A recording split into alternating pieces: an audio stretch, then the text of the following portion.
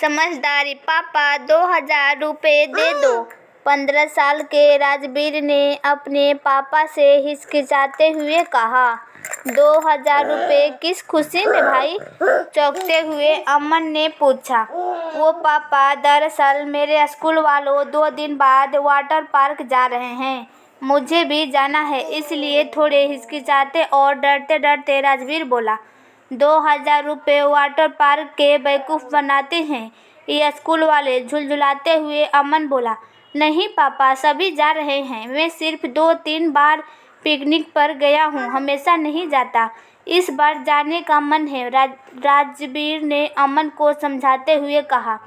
पैसे पेड़ पर नहीं उगते बेटा, कमाने पड़ते हैं और बहुत मुश्किल से कमाए जाते हैं। और जाने का इतना ही मन है तो मम्मी से मांगो। अमन ने 2 टूक जवाब दिया। अभी मेरे पास बचत नहीं है अमन, आप अभी इसे दे दो, मैं आपको अगले हफ्ते वापस कर दूंगी। रूम से बाहर निकलते हुए नंदिनी ने कहा। इतना ज़रूरी नहीं है जाना, बेकार का खर्चा करना, खुद कमाना तब घूमना। फिर देखूंगा कितना घूमता है। खुद ही घूम जाएगा, तब समझ आएगा कि पैसा कैसे कमाया जाता है। और तुम भी तो कमाती हो पैसे, फिर भी पैसे की वैल्यू नहीं समझती। गुस्से में बड़बड़ाते हुए अमन बोला। अरे वो जाता ही कहाँ है, हमेशा वो रह जाता है। इस बार दे दो, घूम आएगा, अच्छा लगेगा उसको थोड़ा। नंदिनी ने अमन को बोला। मैं गया हूँ इतने साल से कहीं घूमने, अपने लिए तो कुछ सोच ही नहीं पाता मैं। कभी इसके पैसे, कभी अनिका की स्कूल फीस, कभी कुछ कभी कुछ। झुलझुलाते हुए अमन बोला। दोनों बच्चे कोई ज़्यादा जिद नहीं करते, कभी कभी तो मन करता है उनका घूमने फिरने का। और नंदिनी की बात अधूरी रह गई क्योंकि अमन गुस्से में बोला। नहीं है फालतू चीज़ों के लिए मेरे पास पैसे, तुम दो पैसे। अगर इतना ही शौक है इस फालतू कामों के लिए पैसे लुटाने का, मैं जा रहा हूँ ऑफिस। अमन ने टेबल से पैक टिफिन उठाया और चला गया।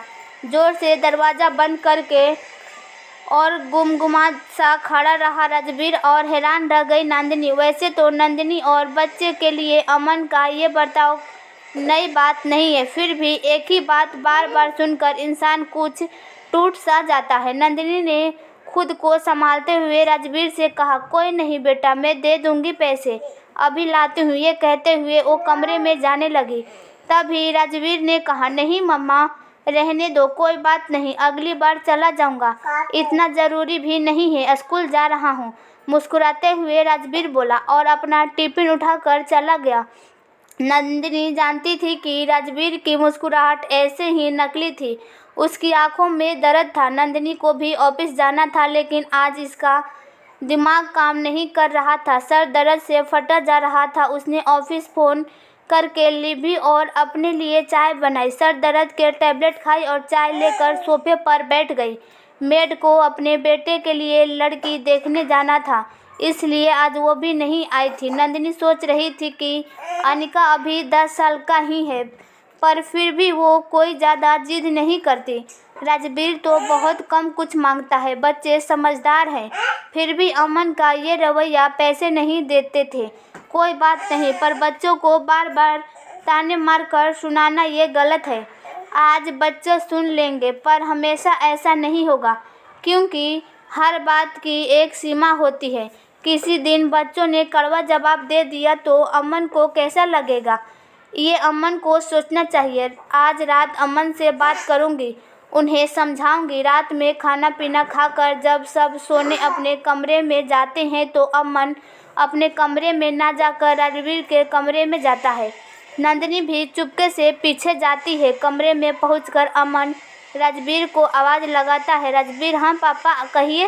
राजवीर कहता है, ये लो 2000 रुपये, घूम आना वाटर पार्क।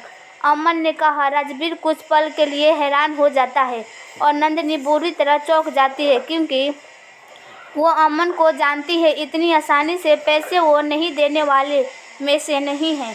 पर पापा कोई बात नहीं, अगली बार चला जाऊंगा, अभी रहने दीजिए, राजवीर ने कहा, क्योंकि उसे भी यकीन नहीं हो रहा था कि पापा इतनी जल्दी पैसे देने आ गए, और वो भी खुद। अरे चलो जाओ, घूम आओ, पर एक शर्त पर। अमन मुस्कुराकर बोला। क्या पापा? खुश होते हुए राजवीर ने पूछा। बहुत सारी फ़ोटो क्लिक करके लाओगे? मुस्कुराते हुए अमन ने कहा। हाँ पापा, पक्का लाऊंगी, राजवीर ने हंसते हुए कहा और अमन के गले लगाकर बोला, थैंक यू पापा। लव यू बेटा, राजवीर का माथा चूमते हुए अमन बोला और गुड नाइट कहकर कमरे से बाहर आ गया। ये सब देखकर नंदिनी की आंखों में खुशी के आंसू आ गए। जब अमन बाहर आया तो नंदिनी और अमन दोनों आमने सामने थे और दोनों की आंखों में आंसू थे। रूम में आकर नंदिनी ने अमन से पूछा, अचानक आपको क्या हो गया? राजवीर को पैसे दे दिए, वो भी इतनी खुशी खुशी। आज ऑफिस में मिस्टर वर्मा से बात हो रही थी। उन्होंने बातों ही बातों में बताया कि एक वक्त था कि मेरे बच्चे मेरे आगे पीछे घूमते रहते थे, मेरे साथ 2 पल बिताने के लिए या किसी फरमाइश के लिए, लेकिन मैं उन्हें बुरी तरह डांट दिया करता था, हर समय गुस्सा हो जाया करता था। और आज वक्त ऐसा है कि मेरे बच्चे अपनी मम्मी के साथ मस्ती करते रहते हैं, घूमने जाते हैं, पर मुझसे ज़्यादा बात नहीं करते।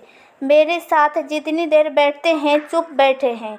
जब उन्होंने अपना वाइफ से पूछा कि बच्चों उनसे बात क्यों नहीं करते, तो उन्होंने कहा कि आप खुद सोचिए कि बच्चे आपसे बात क्यों नहीं करते। वो समझ गए नंदिनी और मैं अपने बच्चे के दिल से दूर नहीं होना चाहता कि फिर चाहकर भी उन्हें अपने करीब ना ला पाऊंगा। नंदिनी के चेहरे पर संतुष्टि थी।